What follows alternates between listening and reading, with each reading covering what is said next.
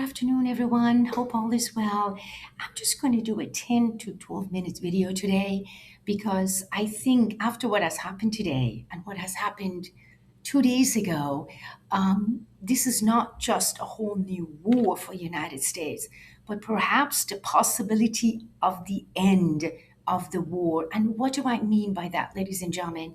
Um, there was an event, obviously, we discussed earlier 2 days ago that the Iranian came in and they did a massive, massive damage to the American base in Saudi Arabia, which included taking out the AWACS.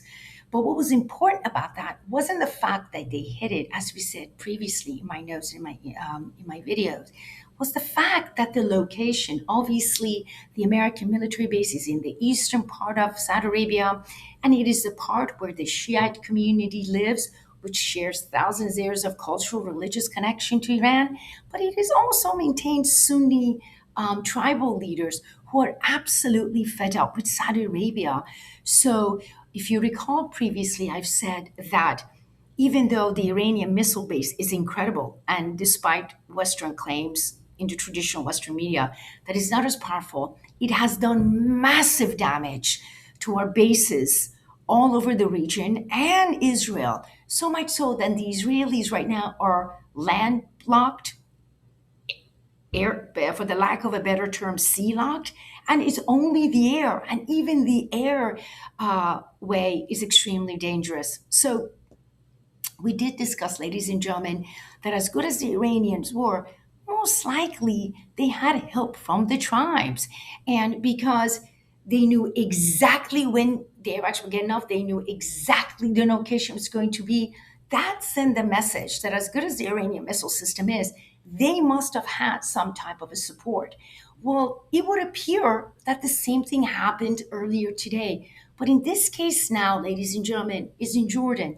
I'm sure we have all heard that the Iranians have shot down an F-35. In addition to that, they have also did, although not shutting down, but they did damage to the helicopters who were going to assist in fighting the pilots for F-35. And why is that important, ladies and gentlemen? Very much like Saudi Arabia, it would appear that the Iranians knew the timing of the F 35, its location. And so that would tell me, ladies and gentlemen, that they had help from the tribes. Now, I have said it in my videos earlier, and I've said in my articles that this is Middle East. The Arab world is a tribal society. And many of these are pretty much modern nations that were put together because the Europeans went chop chop chop chop chop chop, you're a country. But these are tribal nations with tribal laws and customs that go back thousands of years. And whether it's in Saudi Arabia or whether it's in Jordan or whether it's in Bahrain, the tribal laws are very clear in that they would give support for the king. In return, the king would provide economic, military, and social stability, and the king would have to listen to the tribes. Well, whether it's Jordan or whether it's Saudi Arabia, and even whether it's Bahrain, what you see now, ladies and gentlemen, that is not the case. And so, whether it's the tribes of the Hawitat or Bani Hassan or Bani Sakr in Jordan, or whether it's the Hawitat or the Shamir in Saudi Arabia, the tribes have united in their own individual countries or across the border and pretty much have made it very clear to their leadership, be MBS of Saudi Arabia, be King Abdullah of Jordan, that, hey, it's time for you to go. And that was extremely clear, ladies and gentlemen, about a few days ago when, in the case of Jordan, the Jordanian king certainly fed up with the roads being blocked because no goods are going to Israel, no goods are going to the American bases. Everything has to be literally flown in for the American bases. Sent his own personal royal guard.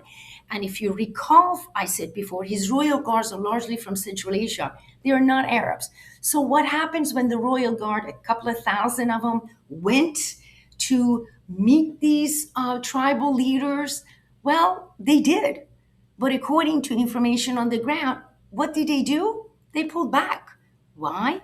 Not just because there was 1,000 of them and 10,000 of the tribes, but there were mothers and sisters of those tribal leaders in a front row, and they're not about to do that. So they had to pull back the royal guard of Jordan, and that was the signal to them. But he has gone, in the case of King Abdullah, it's extremely even further than that, in a sense that now they are openly demanding either his half brother to take over, which is Prince Hamza, or as a co-regent or a temporary regent, his uncle, the crown prince, Prince Hassan. And why is that important, ladies and gentlemen?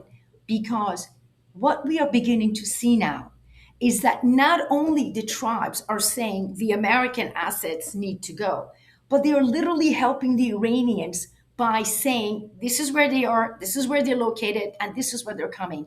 So we in the West, we in the US may have the satellites, the imagery, but the Iranians have tribal eyes on the ground. Every tribal leader in the desert know where every sand is located, every shepherd staying. So when you have all these tribes are being the eyes and the ears for the Iranians, they are going to be extremely helpful. Now, does that mean that they're taking the side of Iran? Absolutely not. What it means is that they're sending a message to United States that King Abdullah has to go and you need to go. And that is a message for King Abdullah as well.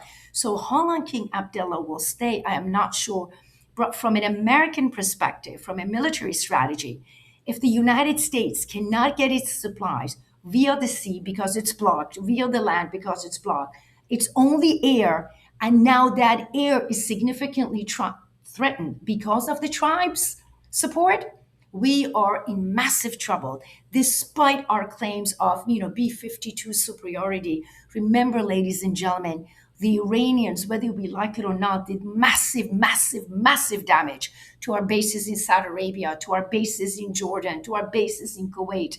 And if a nation is able to take out almost 50% of our tax system in a span of 2.5 weeks, they're not pussyfooting, right? And it's not just Jordan, it is also Saudi Arabia. That's where our other base is massively important is. So what happened in Saudi Arabia? The same thing. Not just the tribal leaders are sending a message to MBS, you have to go because you have not brought us the protection you would. But now you have the clerics. And so for the first time, the clerics are not saying the king's name. For the first time, the clerics are saying, hey, I don't think you're right. So now, in the case of the United States, the U.S. is also having problems with, security when it comes to its base in Saudi Arabia.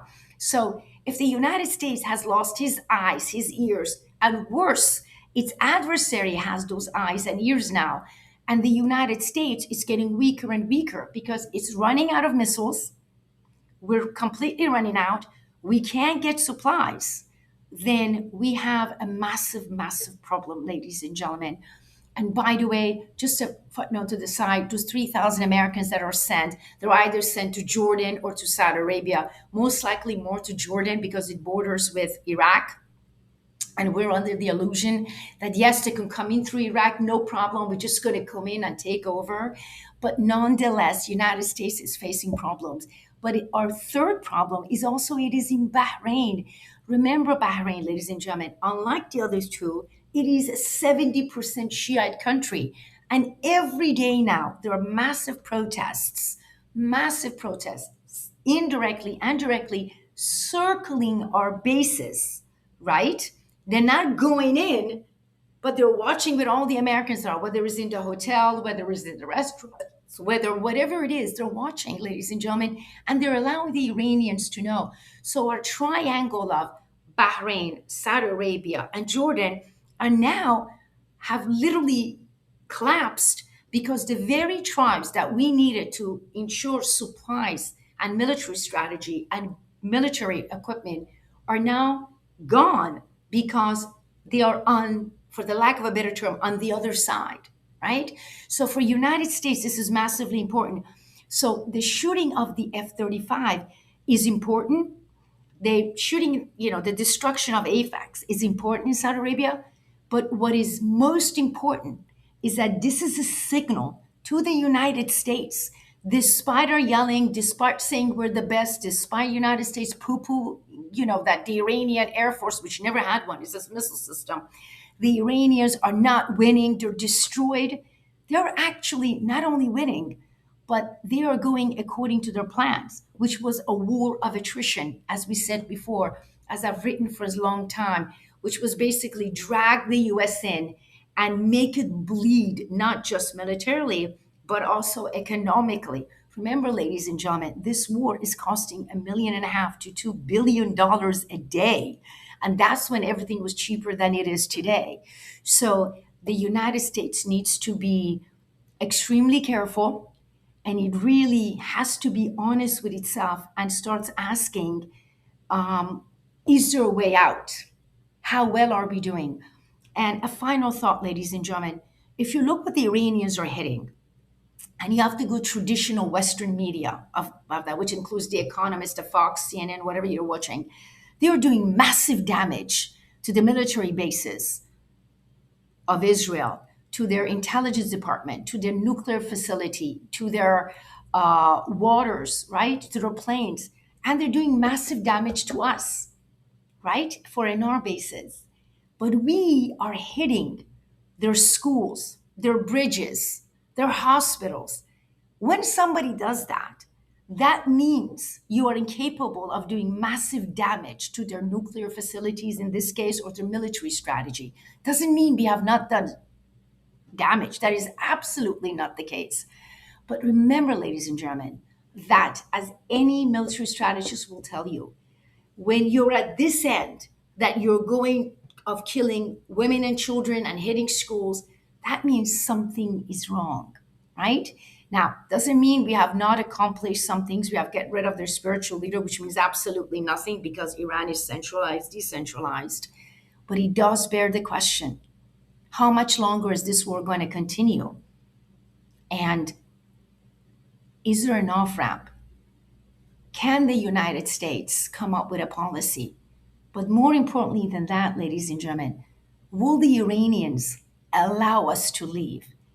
This is a very unpleasant situation, but if you have the tribes in Jordan, if you have the tribes in Jordan, if you have the tribes in Saudi Arabia, and if you have the tribes in Bahrain going the other way, you have a problem for the United States. So we need to deal with that. Thank you. As always, thank you so much for following me up on Substack. Thank you for following me up on other social media. And please let me know what you think. Thank you.